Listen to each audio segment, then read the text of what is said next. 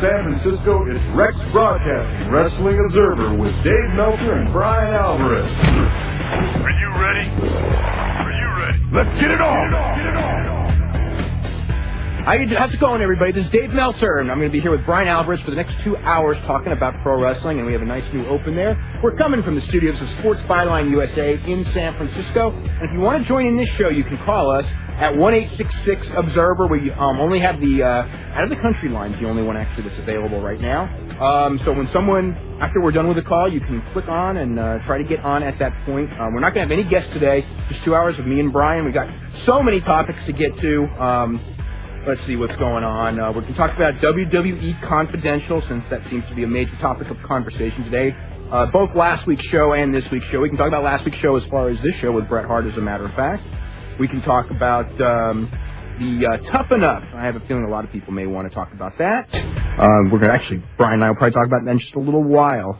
Or pretty much anything else you want to talk about in the current pro wrestling mixed martial arts scene as well. Brian, how are you tonight? I'm doing good. Okay. I guess we might as well start on Tough Enough. What were your thoughts? You watched the final show. What were your thoughts on everything? I think if there was a surprise by anything, it was the fact that Kenny didn't make it. And I know they only had to choose two people, and, I don't disagree with any of the two choices. They chose Jackie and Linda, both the girls, and I know they kind of made it clear going in that it was going to be just two people, not necessarily one guy and one girl. Ended up being both the girls, and a lot of people wondering why Jake did not get chosen. And I think that in all the videos that they did and the way they set the filming up in the edit, I think that when they had four guys left, they kind of had to make it appear like it was still competitive. And I think if you had even the worst Hulk Hogan match, there's a way to edit it, especially if you're Kevin Dunn, to make it look better than it is. And I think they did that a lot with Jake. So I think that if we would have actually seen all the training footage, it probably wouldn't have been a surprise that he was cut. But he was. And Kenny, I thought, had the best post.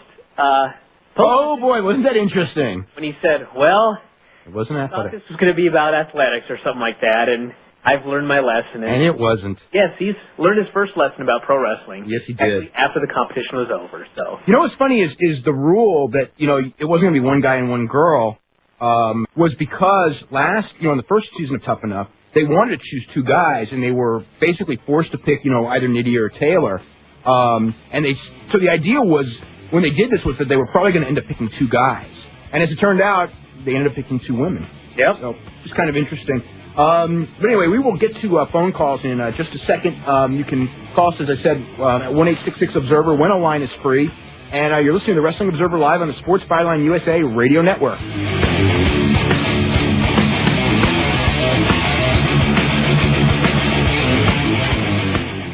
Dude. We're back with Wrestling Observer Live. Give us a call anywhere in the U.S. toll-free at 1-866-OBSERVER. That's 1-866-627-3783. Once again, here's Dave Meltzer and Brian Alvarez. Okay, welcome back to the show. I'm Dave Meltzer, editor of the Wrestling Observer Newsletter, with Brian Alvarez of Figure 4 Weekly. And Brian had one of his best issues in a long time. And I always enjoy him, but this week talking about steroids, the EMLL, the invasion. It was just a very entertaining issue to read. Also, last night in Nashville, Tennessee, there was an altercation between Jim Cornette, who has been a frequent guest on our show, and Ed Ferrara. And it was not a professional wrestling angle. So if you're going to call up and ask if it is, don't even bother. What happened was there actually had been talk during the week, because listen to Jim Cornette mention what would happen if he ever saw Russo or Ferrara, Vince Russo or Ed Ferrara, and what he would do. He's made it vocal. It's actually been on this show a couple of times saying those very words. Or if they were all in a boat together. Yeah, exactly. So anyway, Burt Prentice was the promoter of the show in Nashville, and Jim Cornette and Scott Hudson do the announcing for his USA Pro Wrestling. And Jerry Jarrett wanted his announcing crew to do a tryout, just kind of like a test announce to get ready for their pay-per-view on June the 19th. And Mike Tenay was on vacation, so they were using Jeremy Borash in the role of Mike Tenay, which is quite a stretch. And Don West, who's their, hard sell guy, and Ed Ferrara. So Ed Ferrara were going to be in the same room. So Burt Prentice, when he found out on Tuesday, called up Jim Cornette and just goes, Ed Ferrara is going to be at the show. Promise me you won't hit him. And he goes, I promise I won't hit him. So what happened was he figured, like, for the rest of the week, I think I'm probably not going to go. Because if he went, he's afraid he might hit him. So he went back and forth during the week. And we should probably explain why that is, too. Well, Jim Cornette thinks that Vince Russo and Ed Ferrara ruined wrestling. And he also thinks they undercut him when he was on the writing team for World Wrestling Federation. They had entirely different philosophies, 180 degrees different from Jim Cornette. I think that the right philosophy is probably somewhere in the middle. I mean, Well, I would say it leans much closer to Jim Cornette's philosophy, just from watching Ohio Valley. Yeah, but they're at extremes, though. You have to in both cases. Yes. So anyway, yeah, and I would agree with you on that. Anyway, he showed up there. He did, basically because he wanted to see Jerry Lawler wrestle Dusty Rhodes, which was the main event on the show. Because you're in the you're a fan of the '80s. What the hell? It's 20 years too late, but it's that match anyway.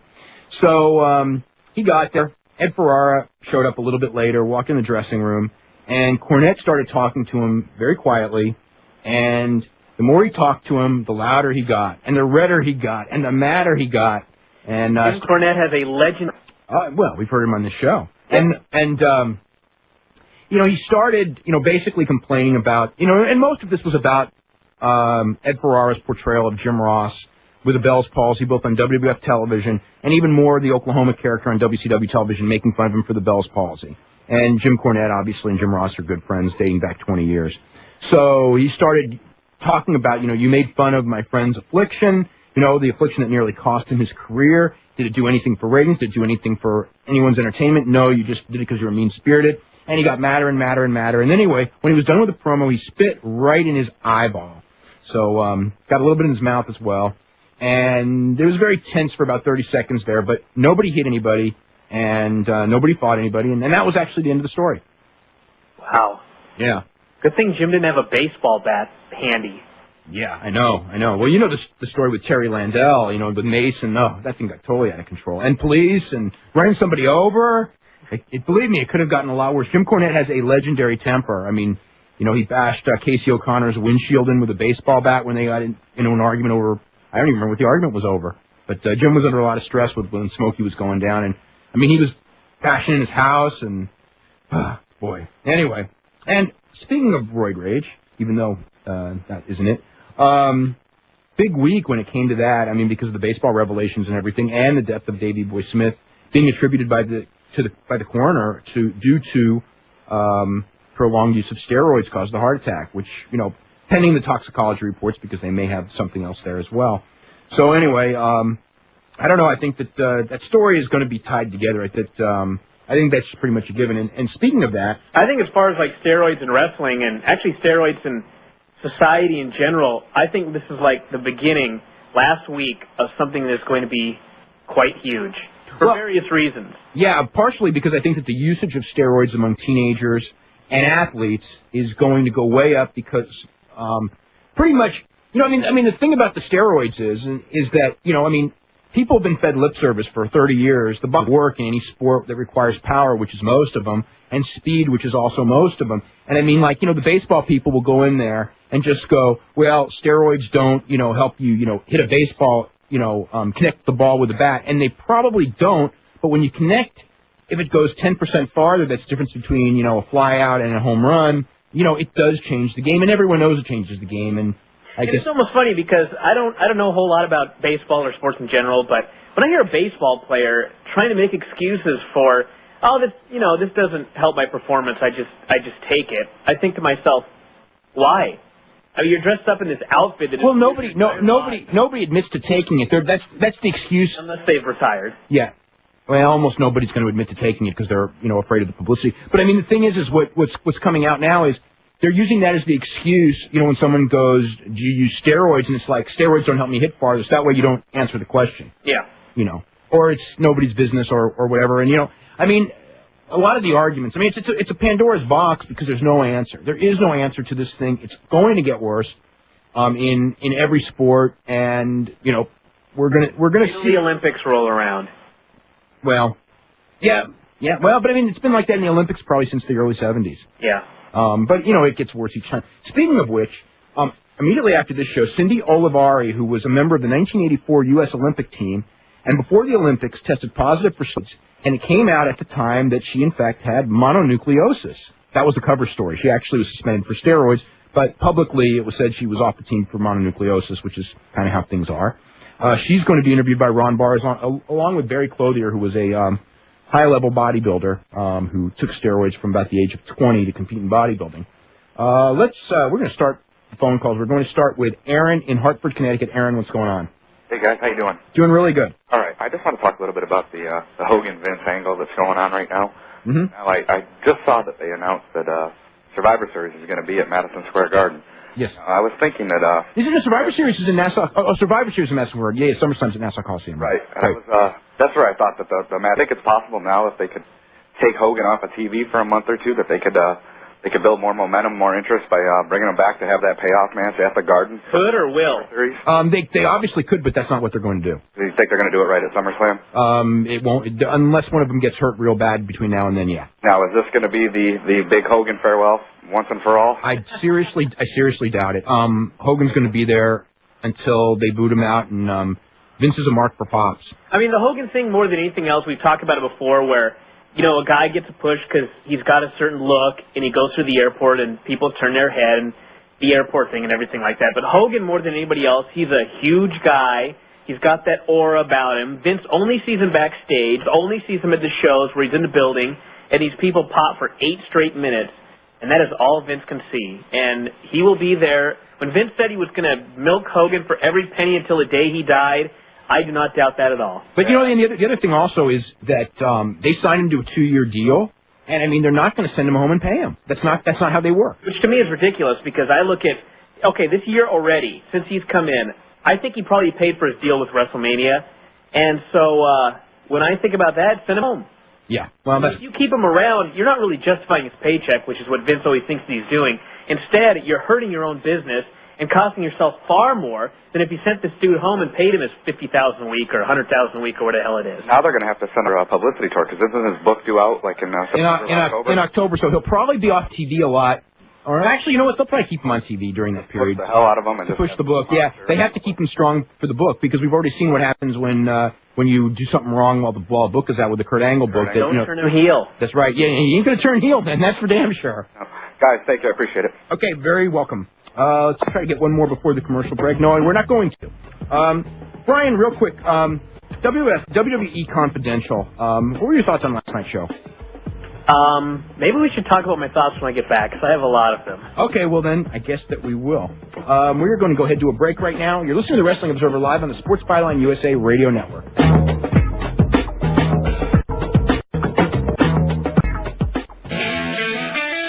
Time for more Wrestling Observer Live.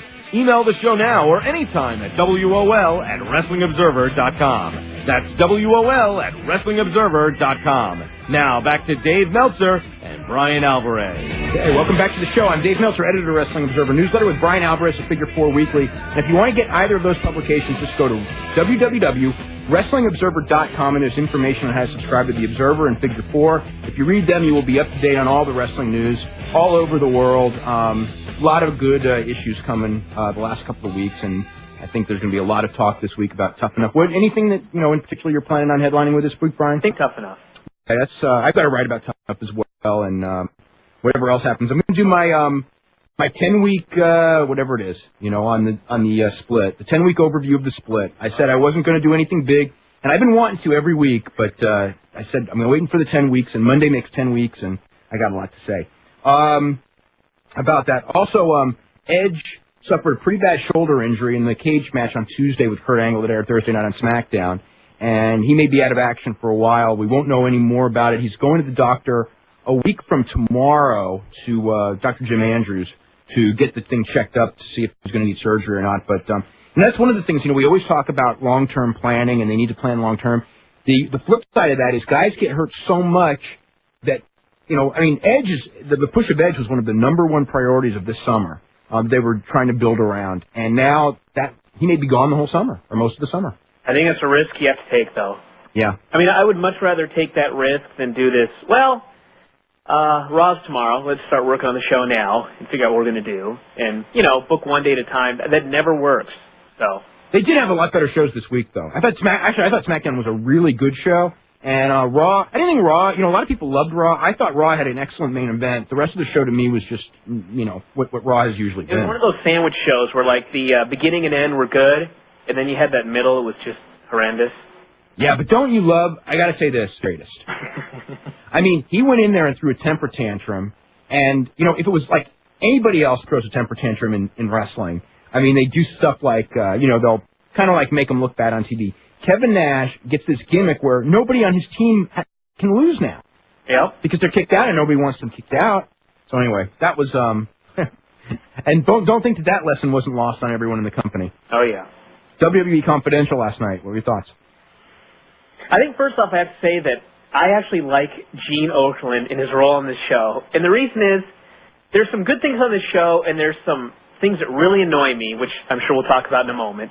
But with those things that annoy me, I think if anybody else were doing this show, like Michael or Jonathan Coachman, it would just grate on me and I wouldn't even be able to watch it. But Gene is like, he's like a living cartoon character. He's one of those guys from the 80s, like Hulk Hogan, where sometimes they can be funny without even trying.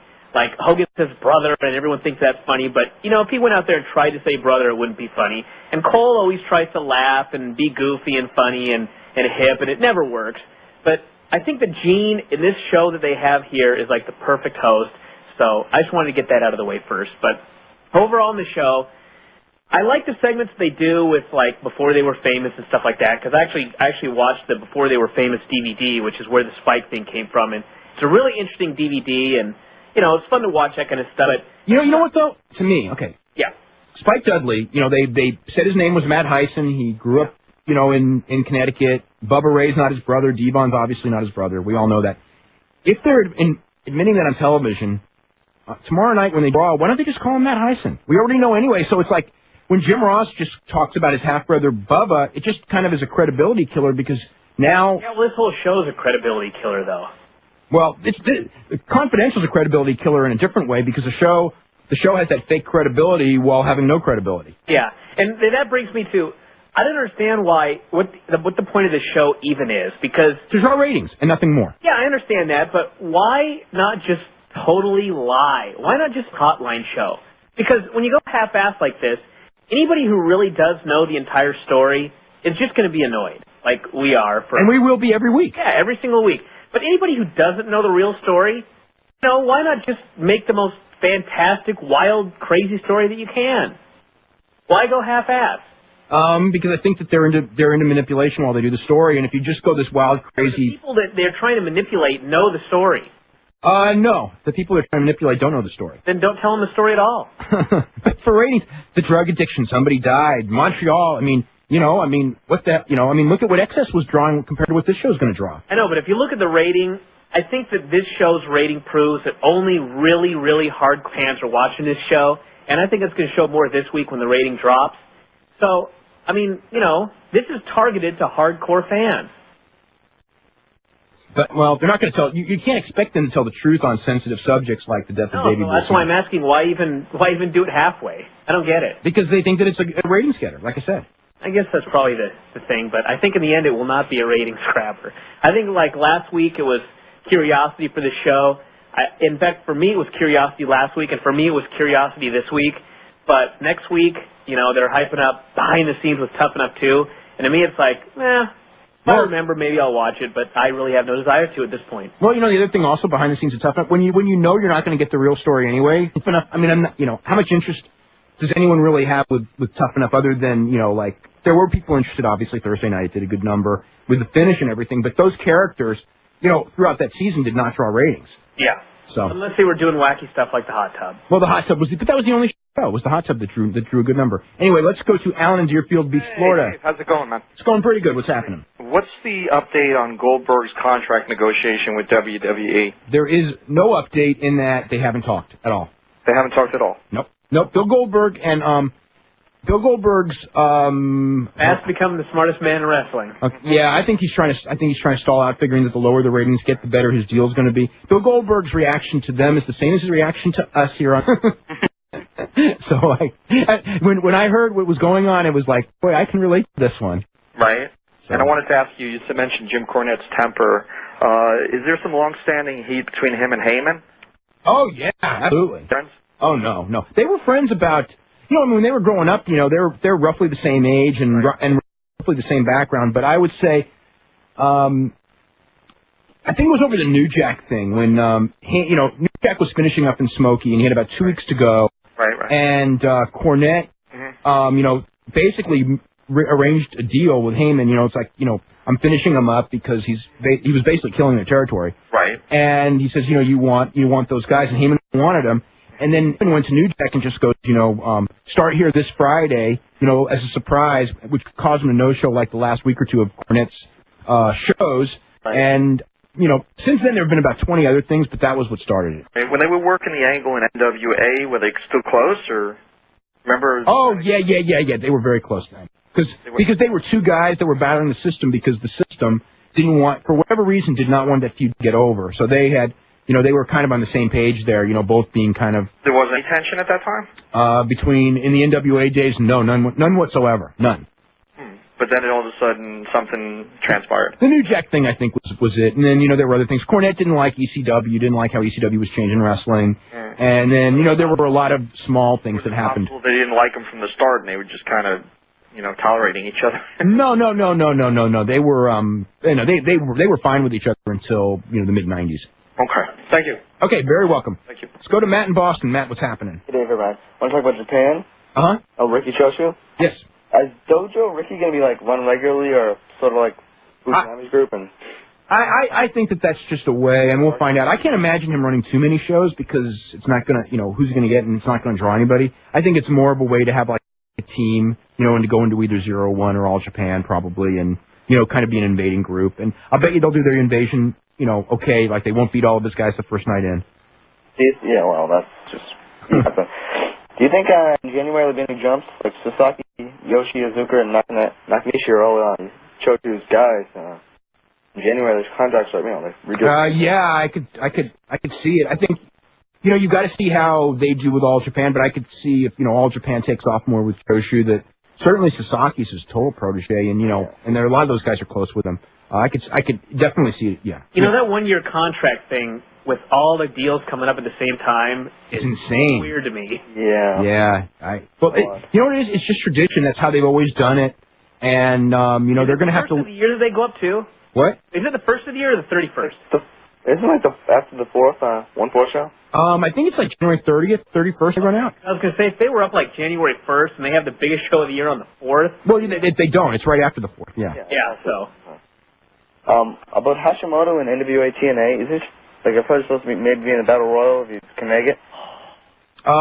Brawl with Bagwell. June 19th. I'm trying to think if they're even running June 19th. I don't really follow 0-1. I don't have the zero schedule memorized. I don't know. He might do it. I don't know what his thought process is. I'm sure that they want to have a business meeting with those guys, since those guys are going to, the Jarretts are going to be controlling all the NWA titles from this point forward, and they kind of have some business built around the NWA heavyweight title, so it wouldn't shock me for him to go there. Have you heard about Inoki's... He'll love it too, by the way. Udo, same way. About UFO, did you hear about they might maybe getting the G1 final special time slot? What do you mean? Oh, you mean yeah, there's a good shot that's going to happen. That was it? TV Asahi's going to run the UFO show from the Tokyo Dome instead of the G1 finals. Yeah, I think there's a pretty good shot that's going to happen. Depends on what card they have, but if they have Ogawa against Peter Arts, that's going to be a bigger draw than anything than the G1. So they'll go with that for sure. Well, the thing about Inoki is why he started New Japan Pro Wrestling, it's his promotion. Yes. He owns it now, majority. Why is he trying to put out UFO? Why is he in Pride too? What's his thing with it? I don't know. He wants to control everything, and he wants to. He's killing his own promotion by doing it. Yes, he is, but I don't think that he. I think he sees it where I think he sees it as elevating it and making it more real because they're all affiliated with each other. I mean, that's just how. But Inoki's fought like that since the '70s. That's why he fought Ali and all those people.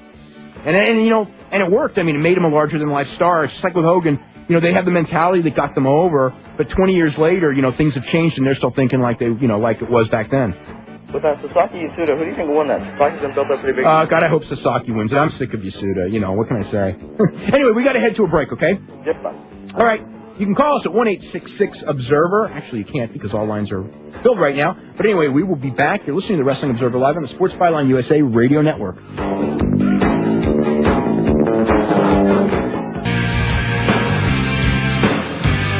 We're back with Wrestling Observer Live.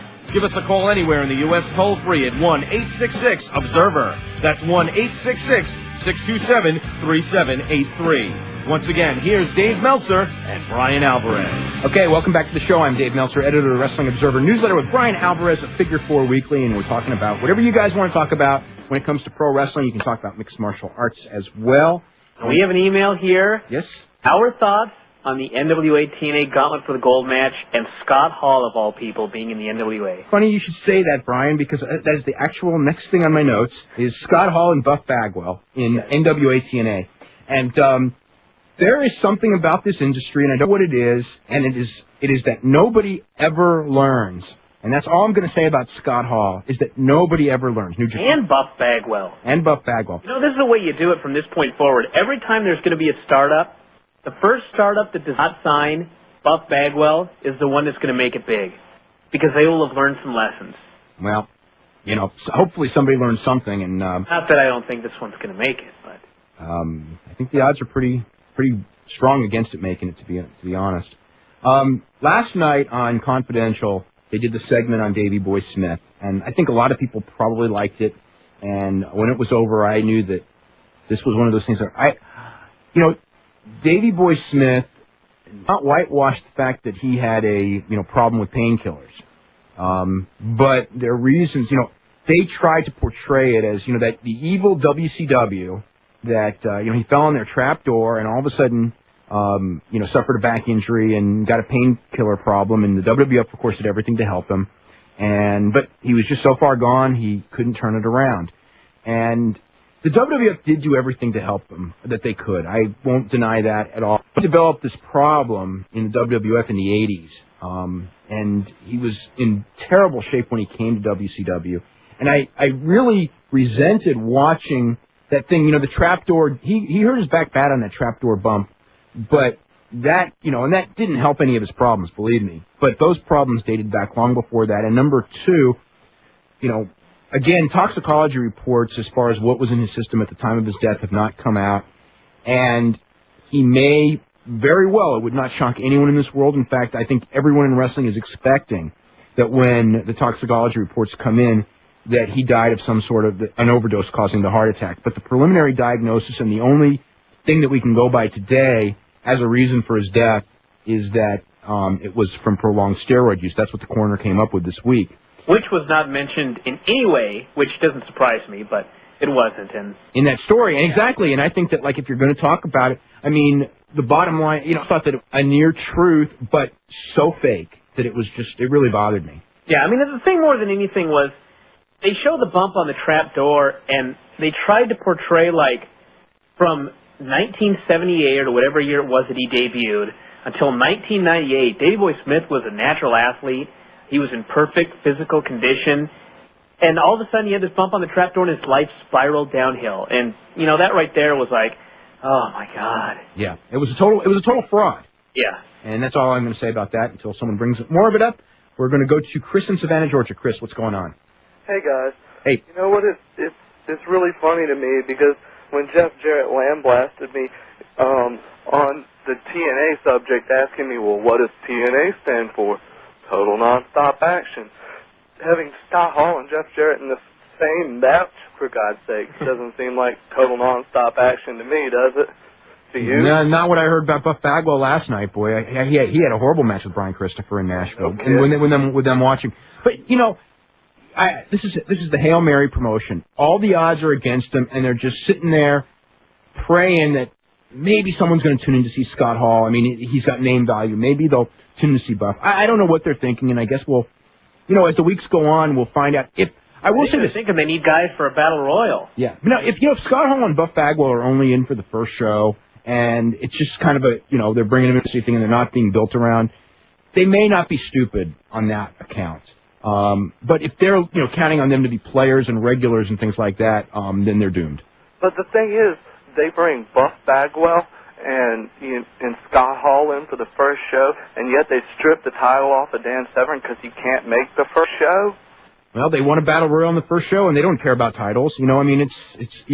Actually, they may care too much about titles if they're planning on, If they care, if they every show for the first 3 weeks, when that's something you could spread out over 3 months. No, but I mean, if they really cared about titles, they would do a tournament or they would do something logical rather than throw them in a Royal Rumble where, when it comes out, whoever wins, no one's going to care anyway. My thoughts exactly. Yeah. I gotta ask you, I know this business makes strange bedfellows, but what in the world could I have put in that book that would have made Fuyuki and Onita bedfellows? I don't know the whole thing with that book. I'm sure that there was some, they all worked together at various times, and he ended up the one deeply in debt. So I'm sure it's kind of like Jim Crockett and Dusty Rhodes at the end. Like Jim Crockett followed Dusty Rhodes right out of business, but years later, he ended up hating Dusty Rhodes because he kind of figured it out later. And I think Arai, was probably charmed by Onita and then by Fuyuki. And all of a sudden, now that he's about himself, which in fact he did, and, with $2.5 million in debt, he kind of put all this together and just go, these guys gave me a lot of bad advice. I mean, there's been so many deaths. Oh, it's sick. It's just absolutely sick. Yeah, it is. And, the Davey Boy one, that caught me off guard. I could see it coming. But, Arai, that really hit me hard because I looked at this guy, on my tapes, and I was, and everything I heard about him, and I thought, this guy, this is, a rarity in this business. He's a guy who truly seems to care, and it just saddened me, to the point where he couldn't, end up paying Hayabusa's medical bills, and it was just a really, really, sad situation that he put himself in. Well, he and Heyman went through the exact same thing. Yeah. But Heyman, I don't think Heyman was. I know Heyman was never close to suicide. That's for sure. Right. I think some people might have been close to wanting to kill him, but that's a different story. I think that's pretty much a guarantee. Yeah. All right, guys. Well, thanks for your time. Okay, thanks very much, Chris. We're going to go to Greg in Providence. Greg, what's going on? Hey, guys. First things first, I just want to say great job last weekend on that interview with Bret Hart. I thought that was a great show, and I really hope you guys get him soon again. Yeah, I hope we will, too. I've got a feeling when he gets that tape of Confidential... Definitely. He hasn't seen it yet, but I just had a feeling that when he does... Was that really even talked about last week? We talked about it a little bit, yeah. Okay. Yeah. But he hadn't seen the show, so, you can't really talk too much about what you haven't seen. Yeah. Yeah. But the main reason I'm calling, obviously, is Tough Enough 2. I can honestly say I've enjoyed watching this season more than I've enjoyed watching Raw and SmackDown the past few months. And I really looked forward to the ending, and I can say that I was just very disappointed to see that the final product was two female finalists being picked as the winners. And I mean, just as far as where Nidia has gotten since Tough Enough 1, I think I've seen her for about 2 since that. And for that may be all you ever see of her too. I know. And I mean, the push they gave Maven just was oh wow, I can't imagine what they're gonna do with this Jake or Kenny. Out of the two of them. Well, Jake didn't have it. I mean, the only reason Jake was there for the finals was because they were just praying that the light would come on because he looked so good. Believe me, I want to say, because this actually, if you understand the situation, Jake had a giant advantage over everyone there, and it was his to blow, and he blew it big because he wasn't good enough. And that's why Jake didn't get picked.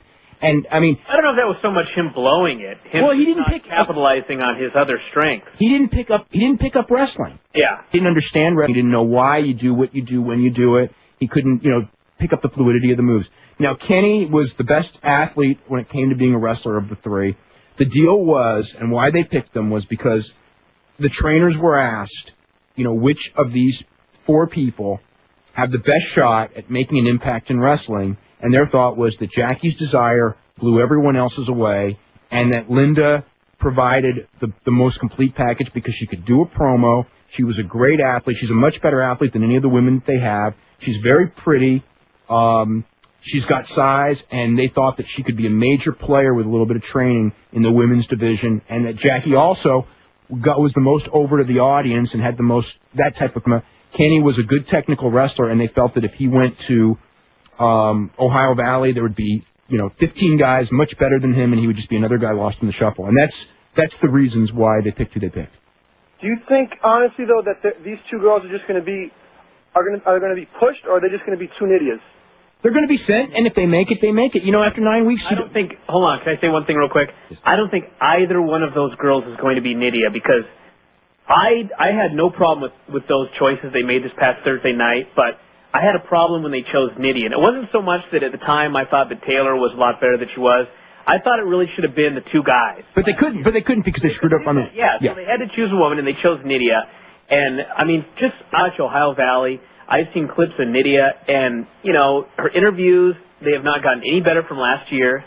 In Ohio Valley, she's still, not only is she not working singles matches, but when she works tags and six-mans, they hide her.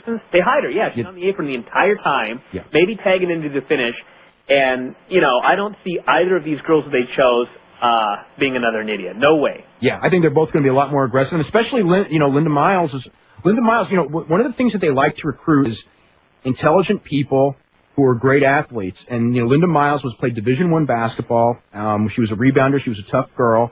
And, she was a good student at Rutgers, which is not an easy college. And that impresses them a lot more than, they don't want... I tell you, where Taylor, hurt herself was... You know how Taylor lost that thing anyway. The first night she drank, they want to send a girl like that on the road. Exactly. And that's one of the things you're looking for. Jake, believe me, Jake would have been picked if Jake could wrestle. Because Jake physically had more going for him than everybody else. Yeah. I hope you guys are right as far as being better than Nydia, because I kind of see where you're coming from on that. Yeah. And just one last thing. I don't know. Did you guys see that fight last night? I sure did. Brian didn't see the fight. Dave saw it. The doctor said he could keep going, but I don't understand how that's not dangerous. That thing was just getting bigger and bigger. That was the scariest thing. It was like he was growing a second at the top of his eye. And the doctor said you can keep. Is that really safe? Like as far as injuries, as far as you'd have to talk to a doctor. Something that fills up with blood, and What if it popped? Oh, exactly. That's what I could think about. Is if he takes a shot to the forehead. And like in a boxing match, you ain't gonna take a shot to something that big. Oh. I'd be aiming for that thing. Yeah, I couldn't. That was pretty weird. But when I saw the thing, they had to stop that fight then because I didn't want to see it anymore. Anyway, we got to head to a break right now. Thanks very much, Greg. We'll be back with more. You're listening to the Wrestling Observer live on the Sports Byline USA Radio Network.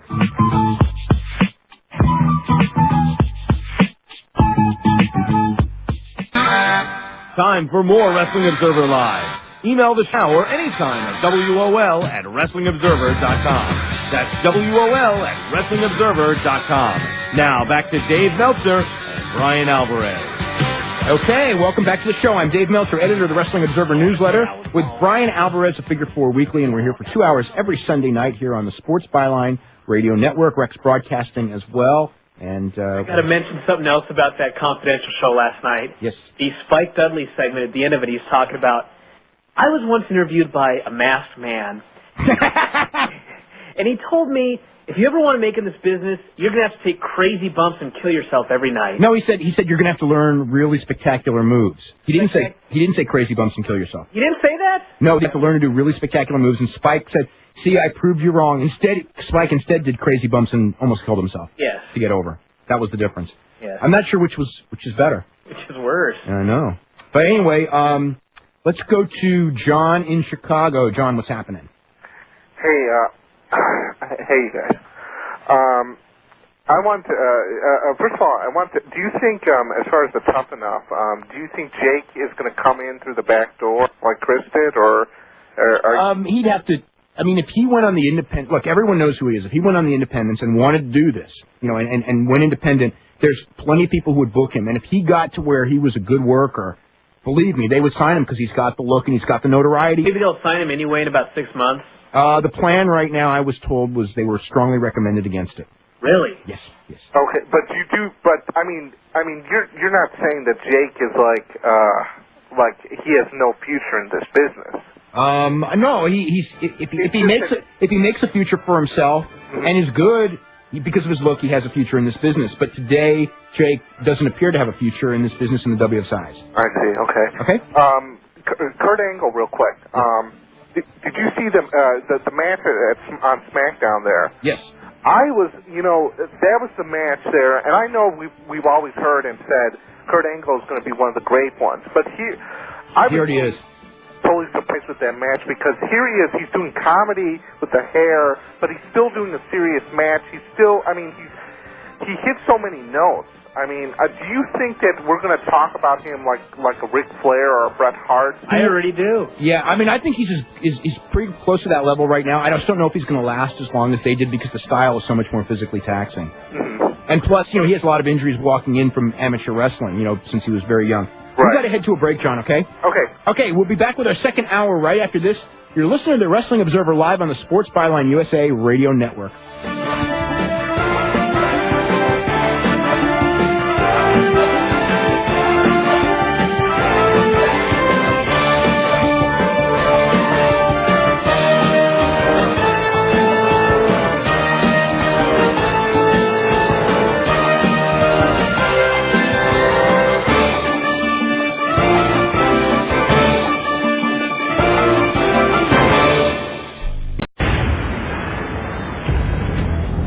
Welcome back to Hour 2 of the Wrestling Observer with Dave Meltzer and Brian Alvarez. Are you ready?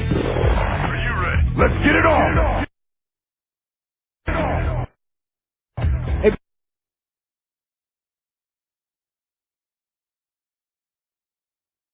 Hey, Brian, you know who that is? It's Big John. It's Big John.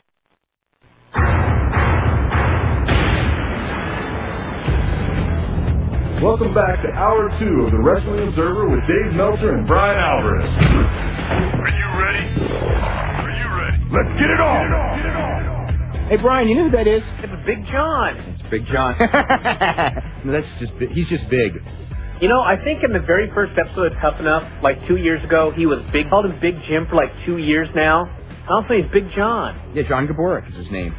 If you want to blame who, as far as Tough Enough goes, as far as who does the picking, it's John Gaborik and Al Snow and Kevin Dunn. Probably Kevin Dunn would. The final choice is Vince McMahon, but my impression was that Vince McMahon really didn't watch it that closely, and I would believe that given all the other things on his plate this year. And it was pretty much Kevin Dunn's idea. And, so there's Kevin Dunn final interviews. And, when they asked Jake, you're a fast learner or a slow learner? I'm a slow learner. That was not the right thing to say. Slow learner by answering that question that way. Yes, he was. They should have a class.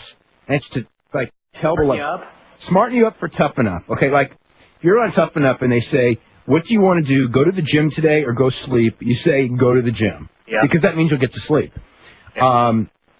If they ask you, what you're going to do if you get cut, you go, I'm going to be in the WWF anyway. I'm going to go through, I'll just do independence and I'm going to go to wrestling school and all that. You don't say, maybe I'll go and, get a job somewhere else. Yep. And it's too late now because the deadline's already over for Tough Enough 3. Oh, just the other day. If you send in a tape and you want to get on, make fun of Taz. No, you'll only get to the final 25, though. That's right, but at least you'll get that far. You get to the final 25. The deadline for the tape was the other day. They've already called the people up for the top 200, so those have already been decided. And they're going to bring those people to, I believe, Las Vegas in 10 days. I mean, this is a pretty rushed thing. And I guess the season would start, July, August? It's a 9-week season. I think they said September. September's when the TV starts. Oh, yes, for the training. Yeah. The training, I think, will be July, August, because this training will be over before the TV season starts. Yeah. So anyway, that's the story on Tough Enough 3, which will take place. And that rating for the Tough Enough final was huge. Really surprised. Almost as big as SmackDown, which has got to be scary to a lot of people. Yeah, and I think Tough Enough 3 is going to be quite the season. Why do you say that? I think it will. With Hugh Morris instead of Bob Holly? Well, we'll get to see. They got rid of Bob Holly. He grew a heart. They had to get rid of him. Yeah, no, what about Chavo's out, right? I guess so. Yeah, they're going to have him wrestle in the Cruiserweight division. Anyway, we're going to go ahead to a break right now. We'll start back with phone calls right after this. You're listening to the Wrestling Observer Live on the Sports Byline USA Radio Network.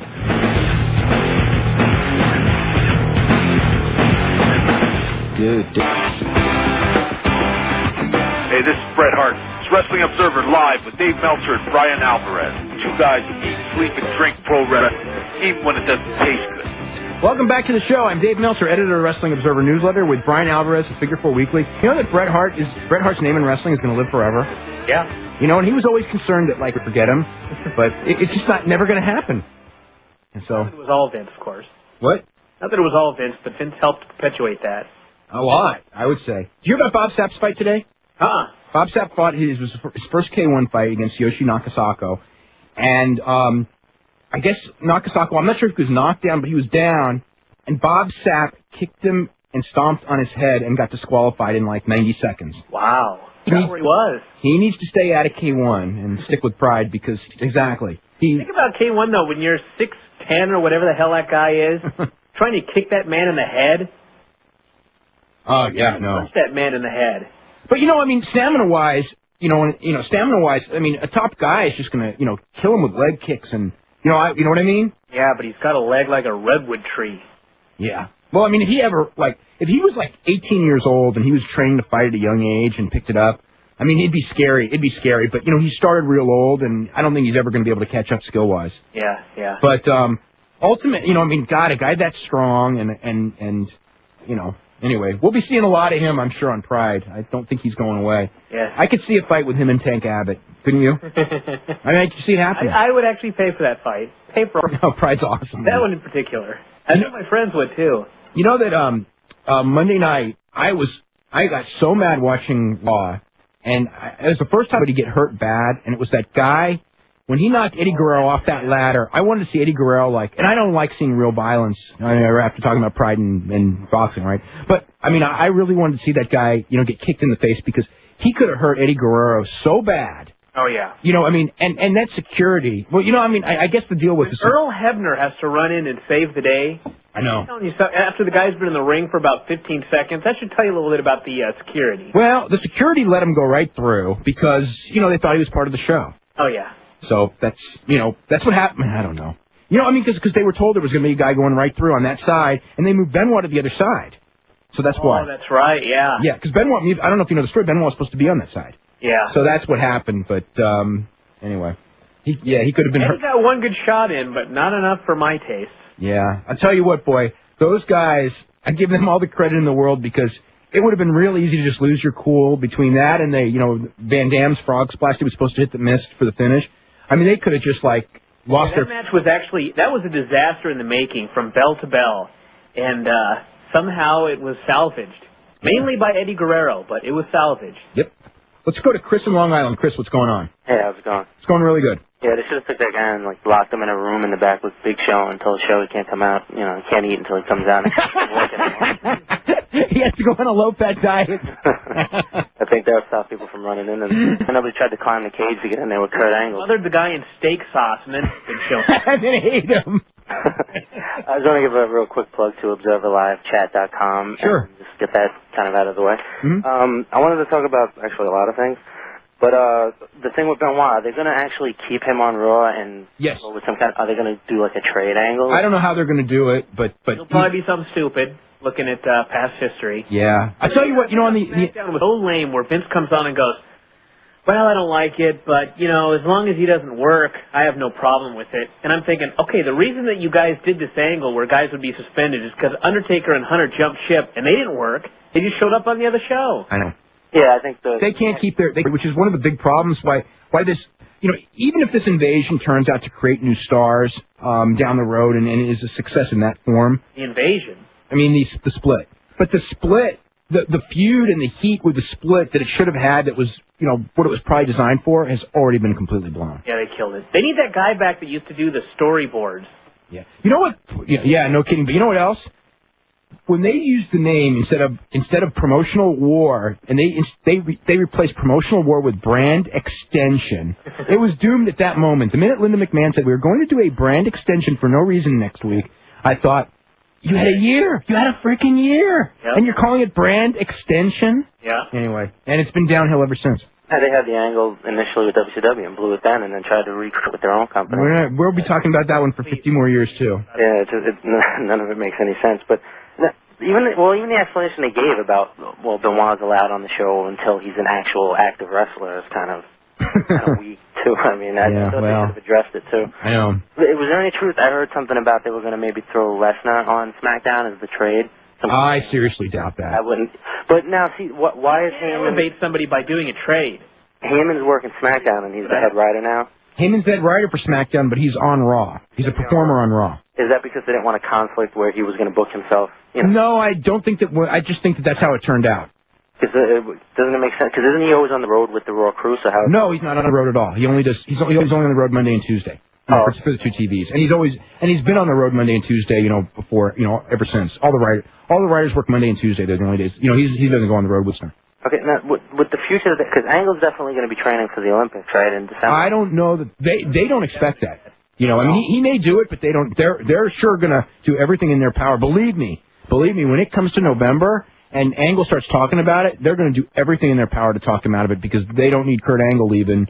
At that point. I was going to say, I've heard that Vince was for it only because for the sake that if Angle did win, obviously. Oh, it's awesome. It's awesome if he wins, but for a year and a half or 2 years is going to be, especially with Rock being uncertain and if in there and win a gold medal, I believe that he could come back and be a Steve Austin level star because all the WWF fans would take to him as a hero and he would be a babyface coming back. But he would have to win, and the only thing... And that's awful tough. Yeah, and the only downside also is they tried to turn him babyface once, when he also should have been an easy Steve Austin-like hero because it was right after September 11th. Too soon after wearing that cowboy hat, I knew it wasn't going to work. Yeah, and not only that, but he wasn't pushed like a Steve Austin badass. He was pushed like a geek. Yeah, well, the whole thing, I know, but the whole thing is if he's gone for a year, when he comes back, all that geekness is out the window and he can be whatever they want him to be. It'd be a face.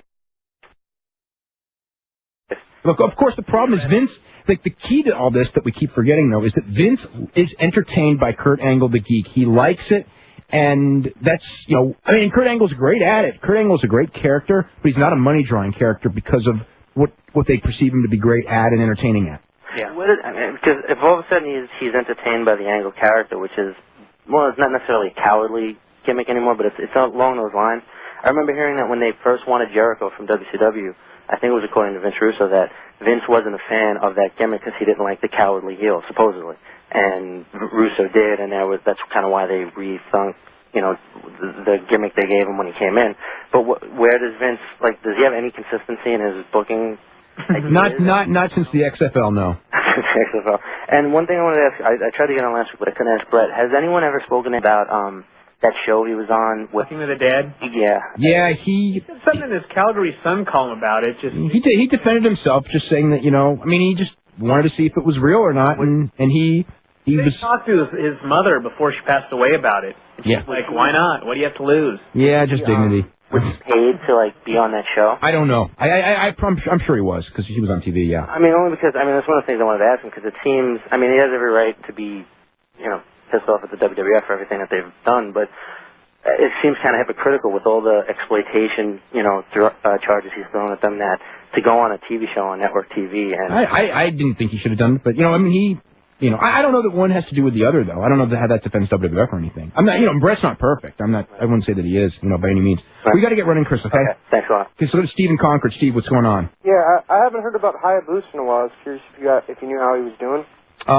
He's in rough shape. I know he's able to, move his extremities and things like that, but he's not walking or anything yet. Oh, man. No, it was a real, did you ever see tape of that? No, I got the...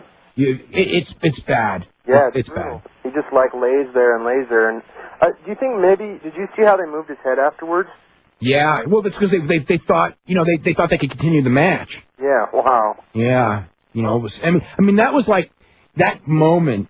Right when he did it and he was down there and everyone knew. He just landed right in his head when he slipped on doing a lion salt. Brutal. And the thought everyone there is we got to continue the show, and they tried to move him, and it was 30 seconds of his opponent. I think it was Ganasuki, but I don't even remember for sure. No, it was I can't remember his name. Kuroda? Mammoth. I don't remember. I just remember that landing. And but they tried to make a semblance of it before they finally rang the bell, and it reminded me of the Owen Hart Austin thing. And it's when something's that bad, just stop. End it. Granted they got away with the Owen Hart thing, but it was I remember Owen Hart even talked about that afterwards, and it was just you know, I mean, my God, you know, this guy might be paralyzed. Why do we have to go on with this facade of a show and just stop it, you know? Yeah. Do you freak out now when you watch Jericho do the lion salt? Yeah, kind of. Really? I don't. Really? No, I don't. I mean, because that was just like a total accident. Because I played it in slow motion. He like jumps on the rope like normal and moves his body back. You know, like right before he posts off the thing. And I mean, he just slipped. You know, and I've seen Jericho slip in Oakland or in San Jose before too. Yeah. That pay-per-view where he kept slipping. Oh, that was his bad night. Yeah. Yeah. Hey, what about Jinsei Shinzaki? What promotion is he wrestling for now? He wrestles for Michinoku pretty much full time, and occasionally I think that he works for All Japan just as favors for Muto. Okay. We've got to head to a break right now. Okay. Yeah, have a good one, man. Okay, thanks very much, Steve. All right, we're going to come back with a bunch of more calls after this. You're listening to Wrestling Observer Live on the Sports Byline USA Radio Network.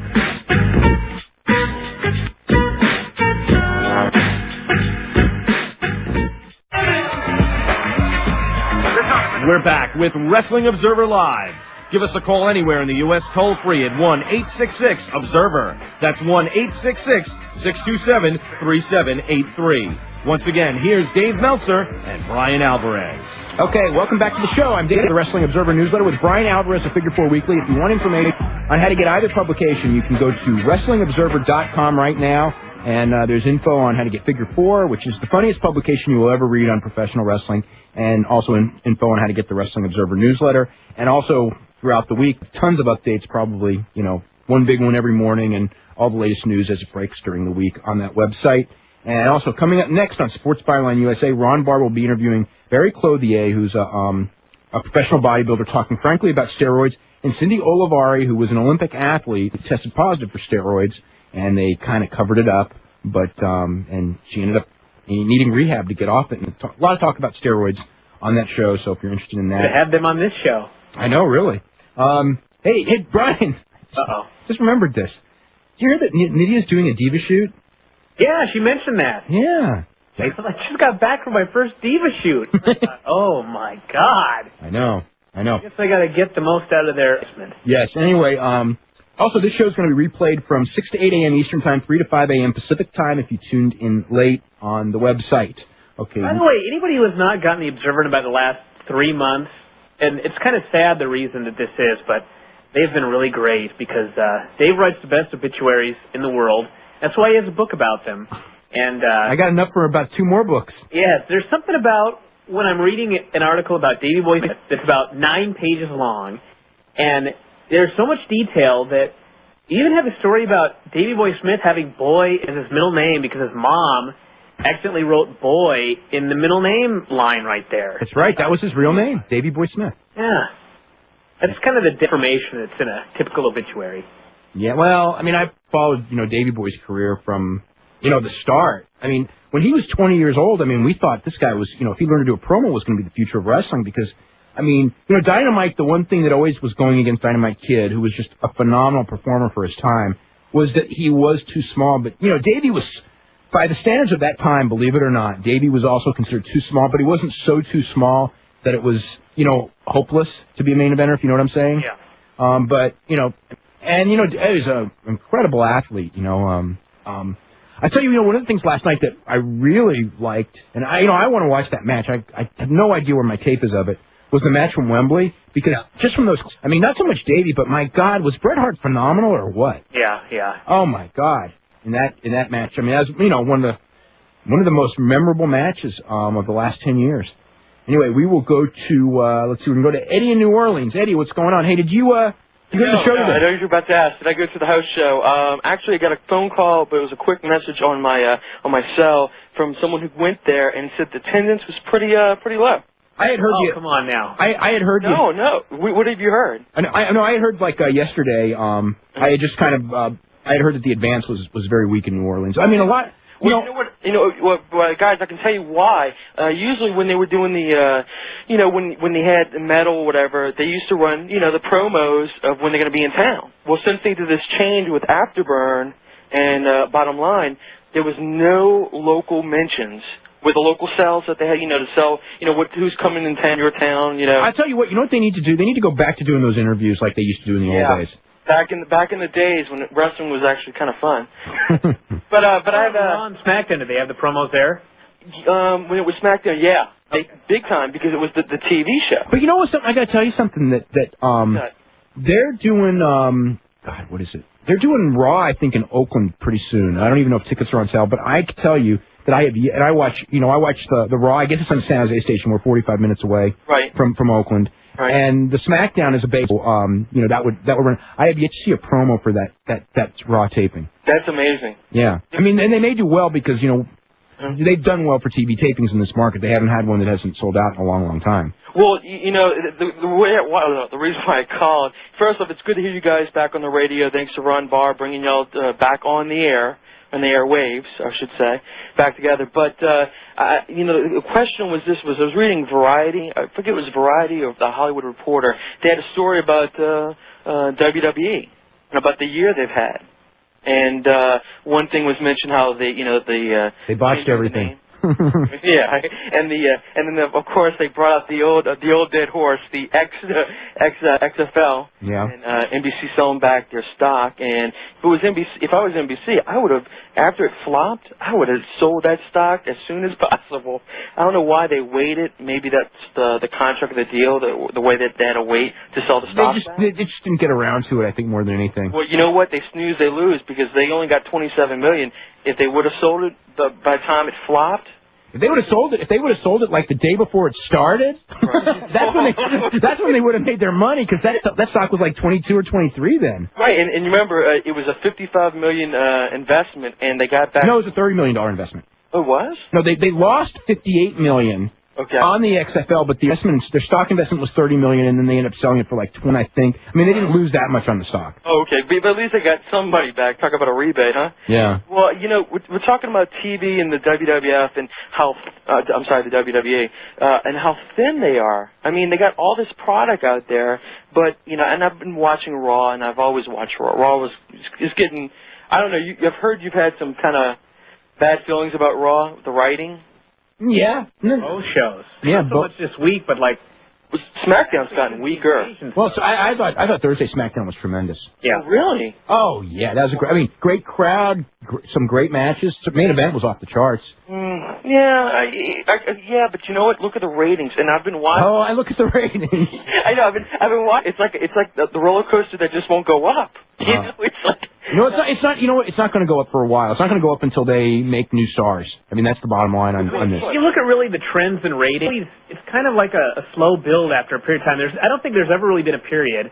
Mm-hmm. Actually, Dave would know better than me, where things have been plummeting downhill, and then all of a sudden one week it just all turned around. Yeah. When Rock came back last year, actually. But how long did that last? 4 weeks, I think. Okay, so there you go. Yeah, and then they held the number for a while. I mean, even during football season, they held it better than I thought, and then it really, the week Flair turned heel was really what, just shot that thing down, and it's like, boy, that was a shock, wasn't it? Yep. Yeah, like you could have saw that coming. And written that one for 3 years, warning them, warning WCW, and they kept doing it, and they kept losing a point every time, and warning WWF, and they did it anyway. And well, I just was able to watch Afterburn for the first time, and Bottom Line, and Velocity, and also WWE Confidential. Confidential, my take on that was interesting. Actually, it's something worth taping for an hour on Saturday nights. I agree. I'll probably tape it most weeks. Good. But it annoys me because it's like fiction. At least you have material every week because of this. Oh, I know. Oh, no, that's what I was thinking. I'm going to have a lead story every week from that Confidential show. Yep. Well, Afterburn and Bottom Line, that's a waste, man. I mean, you thought Access was a waste. Yeah. They were supposed to. I go to all the nappies, the big TV conventions, and they were supposed to have this show on Saturday nights. It was going to be live called Saturday Night Shotgun. I don't know if you heard about that. Oh, that was like 6 years ago. Yeah, they gave that one about 13 weeks. Just didn't fly. Well, yeah, I thought they were trying to get some stations to get some interest in bringing it back. Oh. Recently? Yeah. Well, that's what Excess turned into. Well, I don't know if it was truly. They're not really that into syndication right now because this just doesn't work. Eddie, we got to get running because I got a lot of calls. Okay. Thanks, man. Okay, Randy in Canova, West Virginia. What's going on? Hey. How you doing? Doing good. Okay. Tonight I'd like to talk to you about or ask your view on the last year in All Japan with Mrs. Baba bringing in some of the boys that everybody knows Giant Baba wouldn't have liked. You mean like Tenryu? Tenryu. I really don't see Baba being a huge fan of Muto myself either. Well, the company'd be out of business if it wasn't for bringing in Tenryu and Muto. So I mean, it was, and you can't argue that their business has just about doubled and their merchandise has tripled. So I would say that they've been phenomenal successes.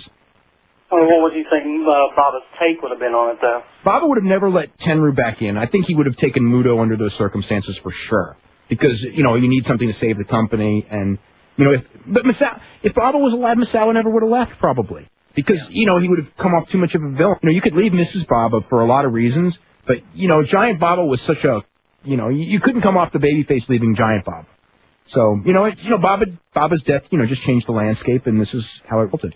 But I mean, I expect that, All Japan was on the verge of just shutting down, and, now, they're probably the healthiest of any company there, except for Pride. So, obviously the additions, I mean, they needed Tenryu. They had nobody at that time. I mean, that was the only thing that was going to keep them alive. And then Muto, I mean, my God, Muto and Kojima for the future, I mean, those were great moves. And one thing I wanted to mention there earlier on, there was a caller talking about Hashimoto and the possibility of the NWA TNA show. Yes. I looked for 01 until the 21st, so it is a possibility he could be there. Okay, well maybe he will be there. I haven't heard that he will, but it wouldn't surprise me at all. Okay, I'll let you get to another caller. Okay, thanks very much, Randy. Well, we're gonna head to a commercial break right now. So you can call in at 1-866-OBSERVER. We'll have a line ready in just a second. And you're listening to the Wrestling Observer Live on the Sports Byline USA Radio Network.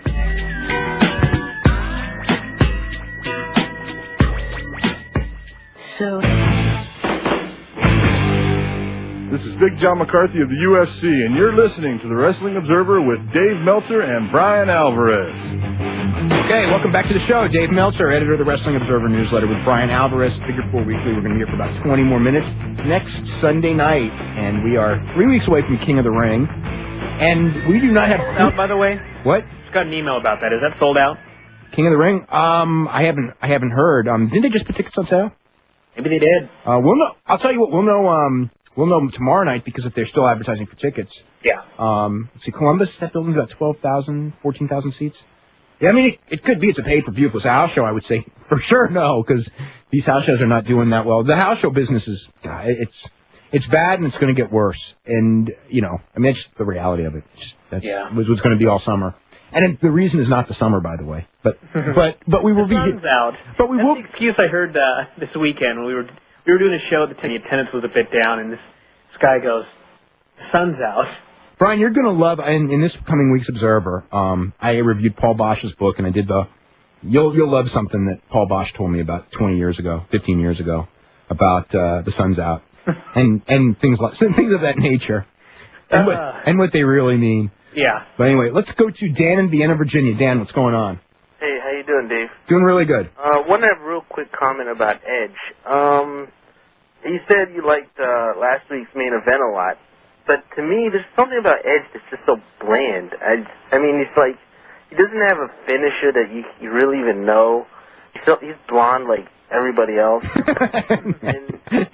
Like one person in particular. Yes. Yeah, I know, exactly. And there's just nothing about him that, like, is not particularly funny. He's not particularly... He used to be hilarious, though. With Christian, was hilarious. And Kurt Angle, I mean, Christian and Kurt Angle. And on his own, he's not really that funny at all. I agree, Ron. On his own, he's not. Yeah, and I mean, I don't know. But you know what the problem is? I mean, he's a good worker. He's had phenomenal matches with Angle, but I can pick apart every guy on that roster right now. But the bottom line is that they got to make like 4 new stars, and they just got to make them, and they're going to have faults. Brock Lesnar's too green and not ready, and Rob Van Dam isn't really nearly as good a worker as people think he is. Plus, he's not a particularly good interview.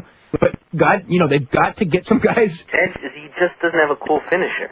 He's nothing. When you watch his matches, there's nothing that you're waiting for him to hit. I don't think it's so much having a cool finisher; it's just having something that he does in every match that people know he could win. Well, you could do that implant DDT thing. People get over, a move that stupid. People's elbow. Look at the Olympic slam; it's like a body slam. Well, he's got the over and over until people get into it. Well, he's got the spear.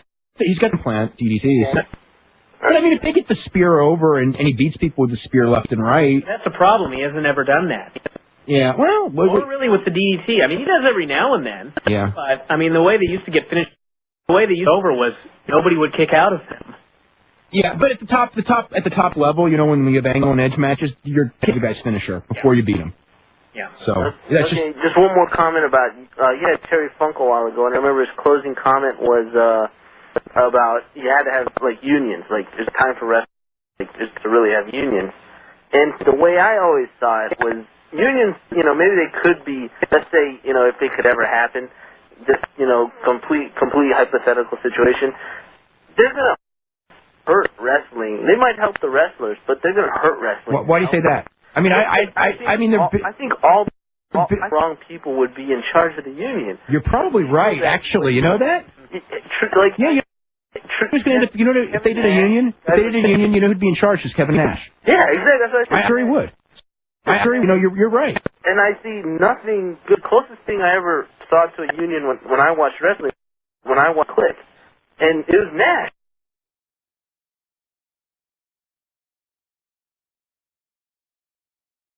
And if Nash and Michaels were in charge of that, and Michaels, oh my God! And I mean, those are just the wrong, like. Yeah, because you know who's going to end up. You know, if they did a union, you know who'd be in charge? Is Kevin Nash. Yeah, exactly. That's what I said. I'm sure he would. So you know, you're right. And I see nothing good. Closest thing I ever saw to a union when I watched wrestling was the Click. And it was Nash. Nash and Michaels were in charge of that. And Michaels, oh my God! And I mean, those are just the wrong people, you know. And I just see nothing good ever coming from a union. Wrestling's so political now with a union. I mean, you look at sports with unions. I mean, you have, you know, baseball's getting killed by their players' union. That's because things got out of control. But the union did great things for baseball for years and years and years until, you know, everything got out of control. It's a workers' union. Yeah. I don't know. I don't see unions doing any good for wrestling the way wrestling's structured, where everyone has to be so competitive to constantly keep audience attention. Yeah, but at the same time, you know, certain things such as like, you know, travel expenses and per diems on the road and things like that. You know, wrestlers live in the dark ages compared to, you know, athletes, you know, in any other sport. I mean, if you know, I mean, I think it's one of the problems. You know, some people were talking to me this week about, you know, the difference between wrestling and baseball, and why baseball, even, you know, with all the steroids talk, will never have the problems as far as the health of the wrestlers, is because the baseball players, their stuff is so structured that they're not, you know, they're not out there fending for themselves on the road, you know, and trying to go into the crack neighborhood and things like that. and you know, there's something to that, you know, and that's, you know, and you know, one of it is because, you know, their hotels are taken care of, everything's taken care of when they're on the road, and in wrestling that's the exact opposite. Okay, yeah, that's true. Well, just one more question for Brian, if he's coming into the chat room tonight. I can't do it tonight. All right, that's cool. I'll see you guys later. Okay, great. We're going to I was thinking about the contracts too, and you know, like a year ago, we were talking about the difference between WWF and WCW contracts and how they were structured. And I mean, today, I think the way they've got the WWF contract structured, where the higher you are on the card, the more money you make, I think that's becoming a disaster right now. Yeah, no one wants to give their spot. Yeah, I mean, if everyone, I mean, okay, let's say that once you became a main eventer, you made $2 million a year until your contract was up. Okay, if they say, well, you know what, you're not going to be in the main event on this show, but you're still going to make your $2 million, I think guys would go along with that a hell of a lot easier than, well, we need to move you down, result in you making less money. That right there is why no one's getting elevated. Yeah, and why the guy... workers at the top. Hunter knows exactly how to not get a guy over, so the guy's not going to take a spot. So does Undertaker. So does Austin. And, I mean, Mick Foley, God bless Mick Foley for all he did for Hunter, but he was on his way out. And I'm not saying he would have done any different if he wasn't on his way out. No, but he did. Look at what he did for Rock. Yeah, that's true, too. You know, Mick Foley had a vision of doing the right thing for business that Funk and, you know, just growing up as a fan instilled in him on what to do. And it was like what he did for Rock. It was like, Rock is going to main event this coming WrestleMania, so therefore my job is to make him as strong as possible. And he went and did that. Yeah. You know, and it's like, I'm leaving, so therefore my job is to make a new star, and that's what he did with Hunter. But, you know, you're right. I'm not saying Mick Foley would have done anything differently if he were not leaving, but I'm saying for Hunt, you know, whatever problem put people over. I agree. And getting them over now, because there's nowhere else to go. So these contracts where or anything else. Let's go to Sean in Orlando. Sean, what's going on? Hey, Brian, what's up? Thank you much. I was originally going to talk about Confidential. It's kind of beaten down. I wanted to ask you, do you think they're going to keep putting on top-notch matches like they did this week? That's pretty much, I kind of got my fix, and I don't really order a tape for a good decent minute. I think that there's just going to be the attempt to do that, yes. Especially on SmackDown, because you've got, Heyman's going to be the head writer of SmackDown, and I think he's going to try to have a solid main event match every week. Yeah. Better with his strong crew, so take advantage of it. Yeah. I mean, because the way I see it, swing off in You have to figure out a way to get Austin wrestling again. I mean, I know, I've noticed they've definitely dropped him pretty low on the card. Well, it's not that they've dropped him, no, on Raw, which also coincides with the ratings drop. I'm talking about going back to Mania. I mean, the NWO, we all know that was horrible, handsome. But, I mean, still, he was pretty low on that card, for being Stone Cold. Yeah, he was. I mean, surprisingly, what was he, like 4th or 5th from the top? So, I mean, it was considered 3rd from the top, but I know they put it on in the middle. Yeah. Yeah, they had to. What about Austin on Bite This? Yeah. I didn't see the comments. What did he say? I sort of heard that he was critical of management, or critical of the writers. He was critical of the writers, just going, this stuff sucks. I mean, he was... Is that, now, do you think that's an angle? Because it's like, in WWF and in Austin may be the exception, of course. In WWF, you don't, me and I have talked about this. You don't do that in WWF. You don't do that, but he's Steve Austin. Yeah. That's all I could think. Well, it's like you said, you can't go anywhere else. It had to be a little bit. The fact that it was Steve Austin makes me think this man is just angry. Well, I mean, he hasn't been happy with the writing of him for quite a while. Yeah, I mean, he was addressing everything that we've talked about, being unhappy since before WrestleMania, all that stuff. So yeah. That's what that stemmed from. He was so upset being put that low on the card. That's when he first started getting upset, and I think he was just upset that he had no one to work with that was any good. That's true. Well, the other thing, real quick, is have you noticed, the lower to mid-card guys, they're all wearing the SmackDown and Raw shirts. I mean, even Mark Henry, I know he's horrible and everything, but, this slapping the SmackDown shirt on him, it just looks so ridiculous, They're trying to get the brands over, which, Funny when a heel comes out for a promo and they're wearing, like, a WWF T-shirt, I just think, this bad guy is, just supporting the product like he loves it. I just think it's so weird, you know what I mean? Yeah. Why should they be doing that?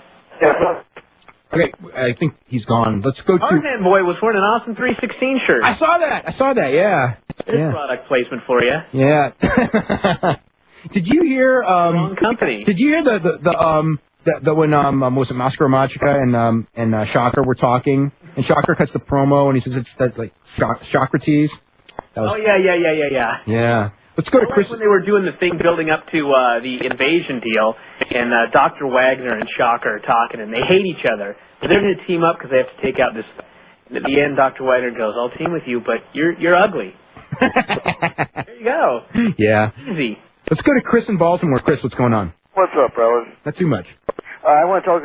Everybody's complaining about the WWE. I want to talk about the indie scene for a second here. Okay. As you know, there's a CCW show coming up this Saturday night with the best of the best too. The best of the best. There's a bunch of tournaments in the next couple of weeks. There's that. There's the Ring of Honor. The Ring of Honor on the 22nd, and the Major League Wrestling at the ECW Arena on the 15th. So there's 3 big tournaments in the next 3 weeks in Philadelphia. I was at the MCW show a couple of weeks ago with Ricky Steamboat being there, and he's a class act. Oh yeah, definitely. He's definitely a class. He even signed an autograph for my mom. Yeah, that's cool.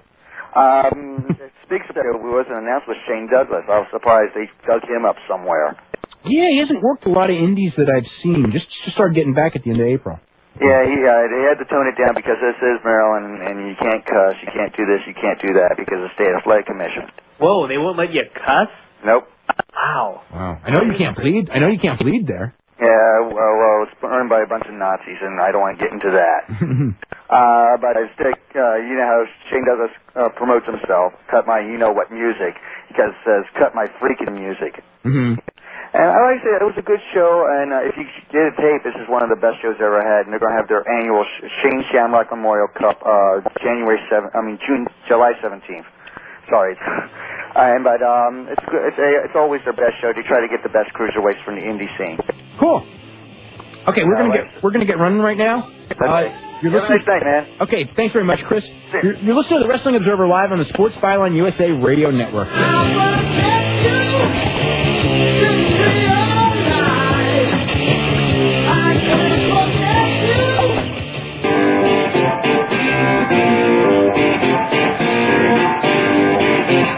Time for more Wrestling Observer Live.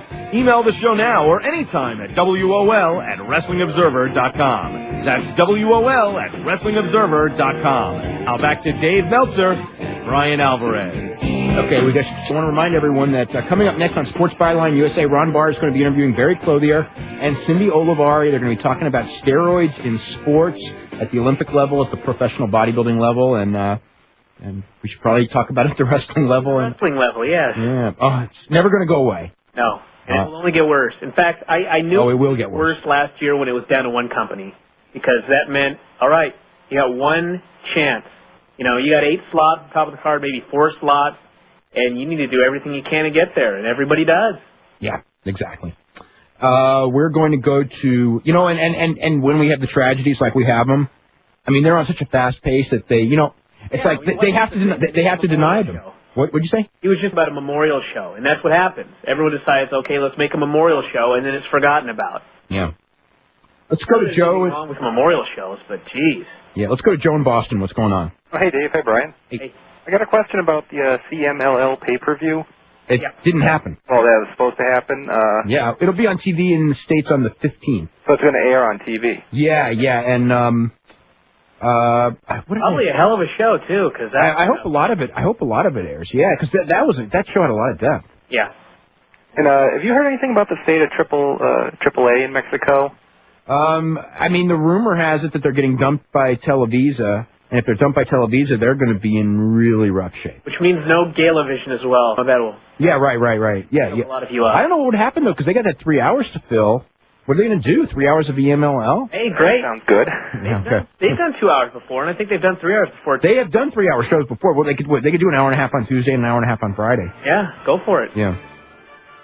Anything else, Joe? No, that's all. Thanks. Okay, I'm going to go to Aaron real quick. You got like 1 second. One question really fast. All right, who do you think that will win the King of the Ring this year? I don't even know who's in it. I was actually going to bring that up. We're 3 weeks away, and we don't even have clue one who's in it, let alone who's going to win it. Billy Gunn. I'm just kidding. No, I hope not. No, it won't be him. Who would y'all book? Man, I would have to think about Ray versus Devon. No, please, not that one either. I don't know. I have to go look at that roster. I really can't come up with an answer right off the top of my head because I haven't been thinking in that direction. I don't know. You got any quick answer, Brian? Nope, nothing. I would say Edge again, but he's out, so. No, he may be in. Is he?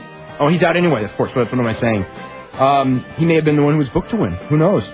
But they got to go to another direction. Anyway, we are totally out of time. I want to remind everyone to join us next Sunday, 7 p.m. Pacific Time, 10 p.m. Eastern, for Wrestling Observer Live, and we'll see ya. You're listening to Wrestling Observer Live on the Sports Byline USA Radio Network.